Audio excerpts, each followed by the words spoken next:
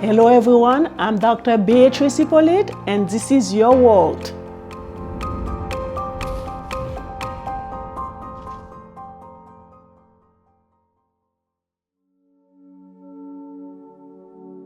Hello everyone, today on the show we have with us a very special guest, my friend. Look at you, Andrew Charles. Yes. When was the last time I've seen you? I think it was a long time, over a decade ago. Yes. Yes. You know, since grad school, not grad school, Since undergrad. Yes. So we did the bachelor program together. That was social work, right? Yes. At your college. At your college. Yes. We were a very wonderful crew at that time. Yeah. And I miss some of you guys. So, but I'm still in contact with few. You remember Pierre? Yes, I remember him. So, how are you doing? You look great, man. Thank you. You're not leaving here without giving me the recipe. Because I want to look that sharp. I want to look that sharp I think too. what happens is you need to have a lot of rest. Make sure you're taking your vitamins and ensure you have vitamin D during the winter period. And, okay. Very important. Self-care. I am a big component of self-care and rest. And of course, you have to take care of your body. I like to dress well. I like to be respectful in the way in which I present myself to my patients and the public. And I guess that's what you're seeing Okay. right now. Yeah. But this month, it's Social Work Month. So, so what should I say?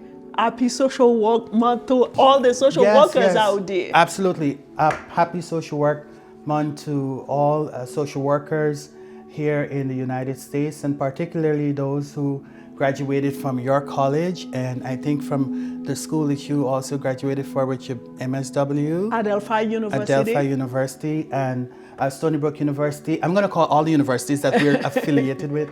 Stony Brook University, New York University, Columbia University, all those schools that produce good quality social workers. I want to just say at this time that we respect, honor you, and this is your month. This is our month. Yeah. Happy Social Work And Month. a big shout out to all our great professors. Yes, our professors. Yes. Man. Moldovan. So, Dr. Moldovan, Yeah. Dr. Rogers, Dr. Latney. Yes. So those are the names that I can remember. Yes. Those three have really made a great impact. Yes. In my life. So happy Social Work Month to all the social workers out there. I want to say just a little bit about Dr. Rogers, because she was Dr. Moldovan and Dr. Rogers, because both of them were advisors to the social work club when I was the president of the social work club. Yeah, you were. Yes. With along with Jamie. Yes. So Dr. Moldovan is a phenomenal professor. He cares a lot about students, and very much so. He comes to social work with an advocacy background, and he is about equality and pushing I'm not going to say pushing the agenda, but he wants to make sure that students know that in social work there are certain things that you must do, right, for equality. Dr. Rogers, on the other hand, I think she's a little bit more holistic, and she's actually the founder director for the MSW program at your college. The time that we attended, there was no master level at that time. That's why we went separate ways. Indeed. To do grad school. Yes, but at that time, we were advocating for an MSW program at your college. I was part of that committee. That were advocating for MSW program at York. Okay, then a big shout out to you too. You made it happen. You contributed to make it happen. A little bit. I think I contributed a little bit to the process, but it was more so Dr. Rogers and other students who carried it on. So just want to say a big shout out to Dr. Rogers for all that she's been doing for the students at your college and all the other schools that she's affiliated with. I keep that school very close to my heart. I just love your college. I came to the United States in 2006, and my goal was to go to your college. Oh, Two really? schools actually. Okay. It would have been your school, Fordham University, or your college. Those were the two schools that I wanted No, I to did go not to. attend Fordham. I Sorry, attended Adelphi University. not your school. I think Jamie Jamie went to Fordham. Fordham. So it would have been either of those schools. While I was in Guyana, I was thinking about which school I want to go to in New York, and those were the two schools that I was interested in. So, Okay, talking about which school that you wanted to go, so what you want the viewers to know about you besides attending your college? So I'm a depth-oriented psychotherapist. I have a psychotherapy practice located in Midtown Manhattan. I work from a depth-oriented place, utilizing Carl Jung as my base and utilizing him for relational work and for depth psychological work in terms of looking at the unconscious and how it shows up in the individual and using the elements from the unconscious for healing.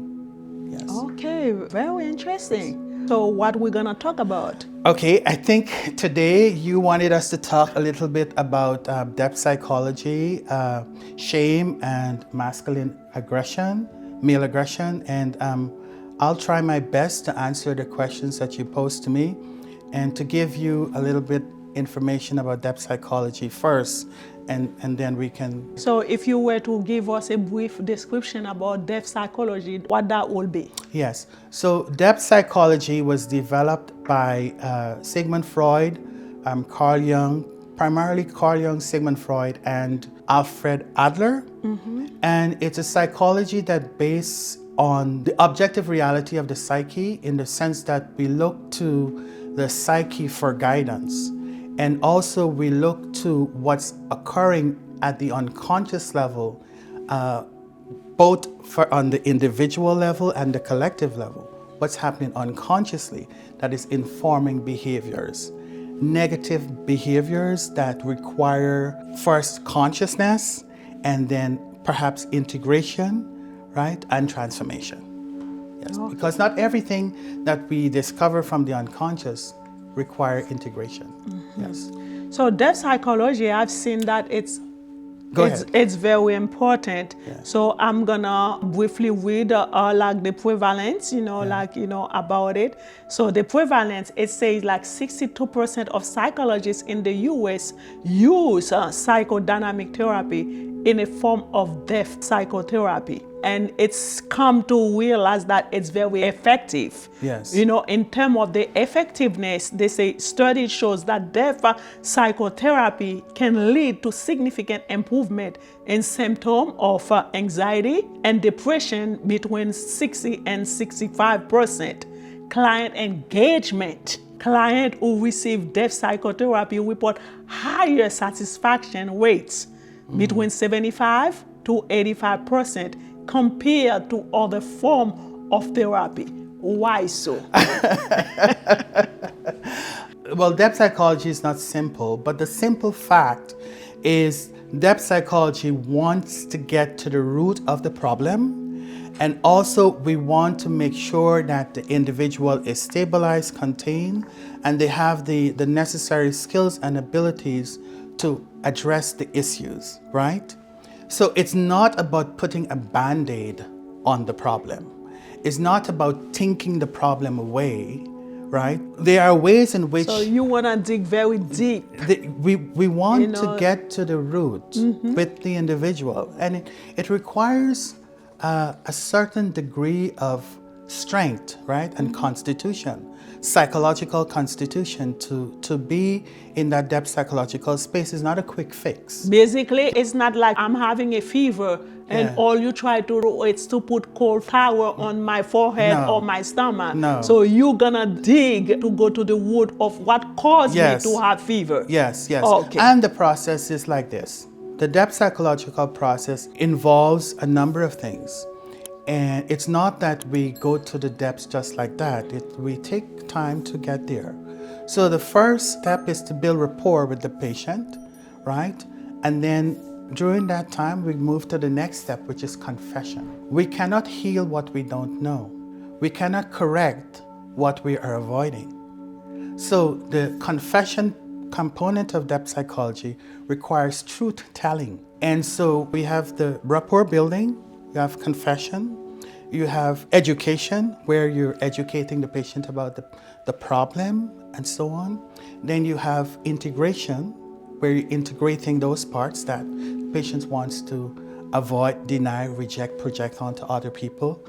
And then the fourth part is transformation, where the individual is becoming whole, right? It's as if they're able to collect those parts of themselves that were split off, either consciously or unconsciously. So now they're able to collect those parts, assemble it, right? And they're more whole. And that's why depth psychology is more long-lasting in terms of the way in which patients benefit from depth psychology. So again, we have to remember that it's not a 1, 2, 3 quick fix. It's not that. It requires time. It requires dedication. And for some people, they don't have the time, so they cannot dedicate. It also requires a lot of patience. It requires, as I said, that emotional strength and constitution. You have to be a hero in your own life, right? To want to fix the problem, to want to become whole, right? But for some people, they're not able to do so. And for those people, I may treat them, yes, but we get to a point where we address the symptoms and they feel good, but they're not ready to go down to the depths, and that's fine.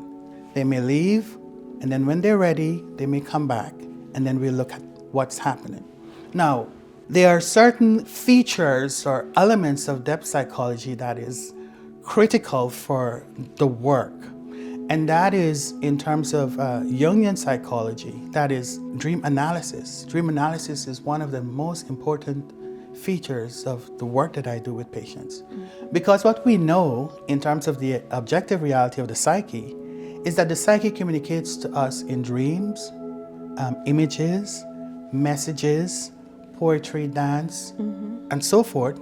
And the psyche is able to tell us the truth, to bypass the ego, and to give us the truth that the ego is not able to cover up.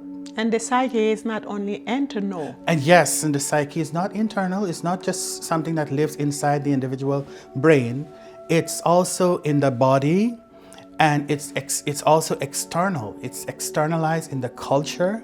It's externalized in the way in which we, in politics. It's externalized in the way in which we fight war. It's externalized in our economy.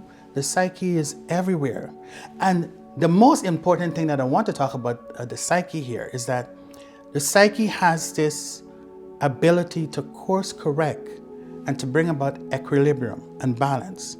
So when the individual goes all the way to the left in terms of pathology, psyche is trying to bring the individual back to balance. Now, if it is that the individual cannot come back to balance, then that individual will die. Okay? In a way, it's as if psyche is saying, you have to course correct. Psyche is a living entity, and it wants to live. It wants us to be able to live a life of plenty, a life of balance, a life of wholeness. And it's okay, life and culture and all of these things can take us in various different places. However, the aim of psyche is to bring us into balance. Oh, okay. Okay, so that was a lot.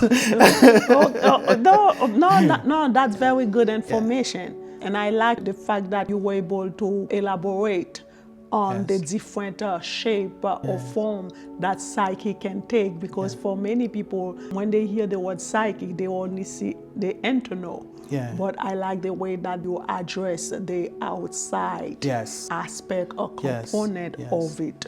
Yeah. So let me go to shame. Yes.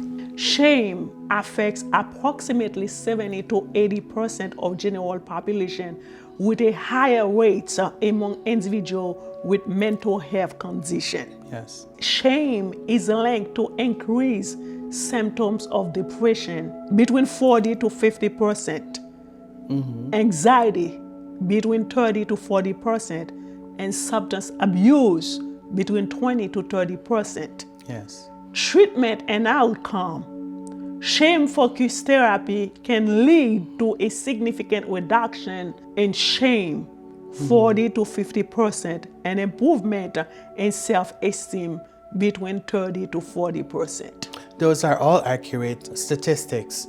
Jung tells us a little bit about shame, and for him, shame has this demonic quality because toxic shame has this demonic quality because it cuts us off from the generative principle. It cuts us off from life.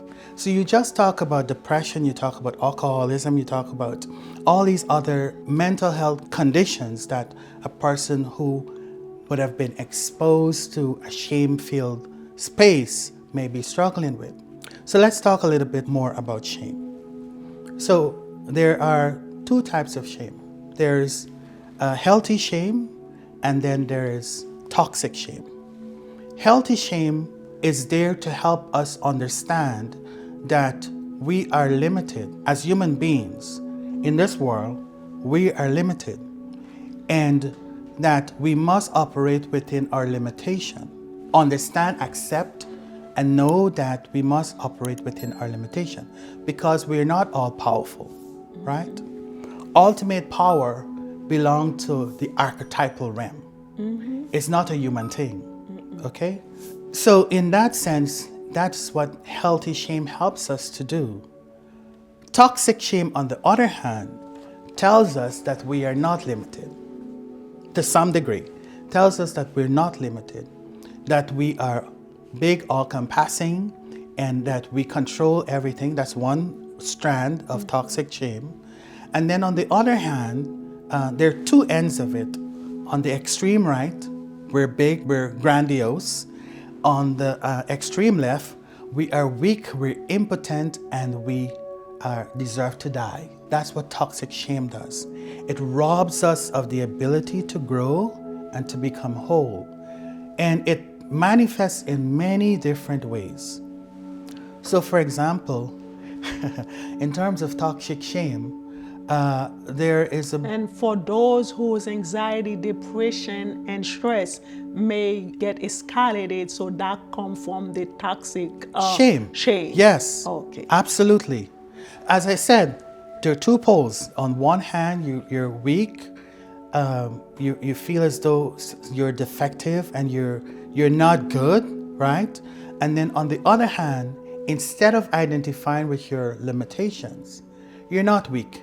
You're strong. You're grandiose. You can do anything and everything. But behind that, there is a shame that you're covering with your grandiosity, right?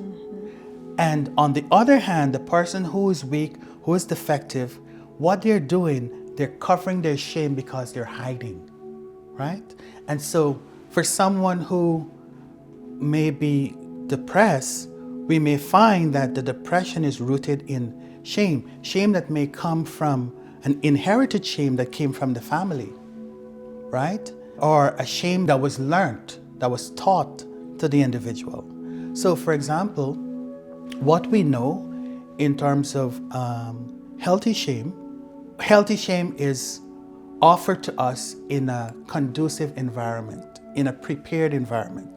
This means that the child knows that, okay, he or she is playing with their feces, right? But the child doesn't know what feces is, right? And mother or caregiver spanks the child, shames the child, ridicules the child, and like to tell him that, okay, this is not what you're supposed to do. You cannot express yourself in this particular way.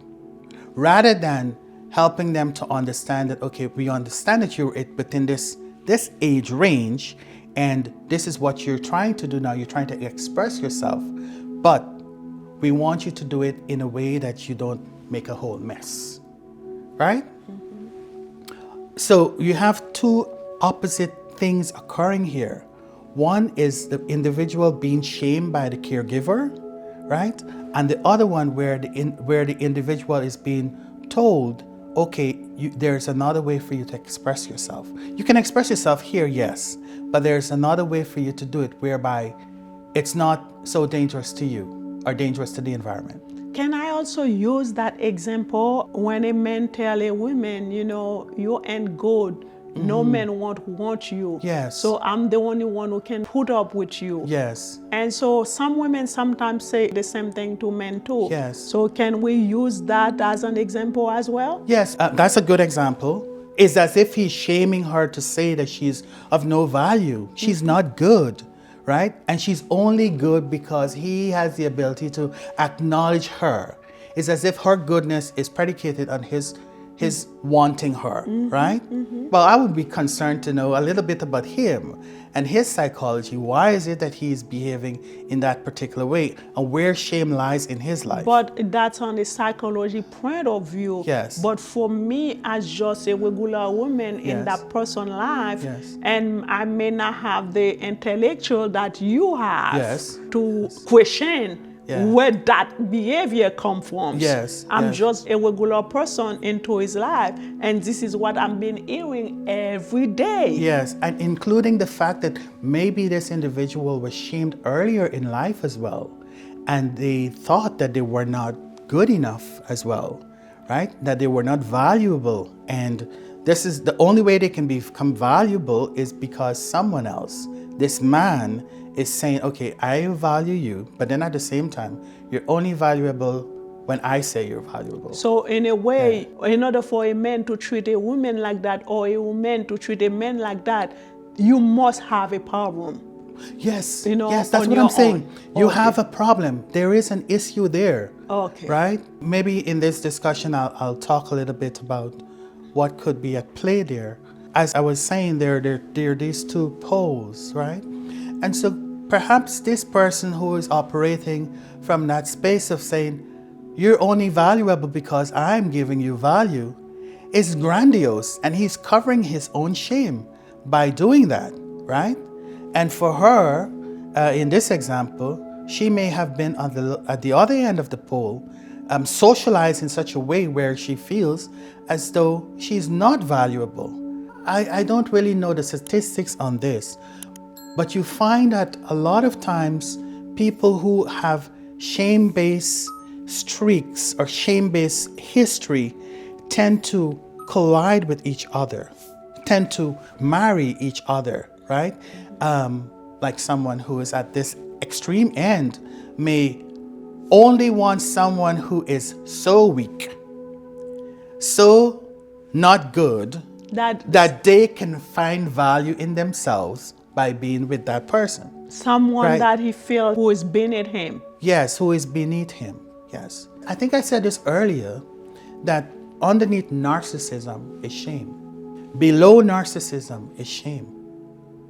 Because the narcissist, in many ways, is a very weak, psychologically and emotionally weak individual, right? Whereby they may have been brought up in a shame-filled environment, or on the other hand, they may have been brought up in a way whereby they have not acknowledged shame at all. And it doesn't matter of the social orientation, No, financial class, situation, no, religion, or class, it doesn't matter. It doesn't matter. As I said, what Carl Jung said to us is that shame has a demonic quality to it. And because it's a demonic quality, it cuts across strata. It's not confined to one class of people or one race or ethnicity, right? It goes across. Yes. Let's look at the masculine aggression now.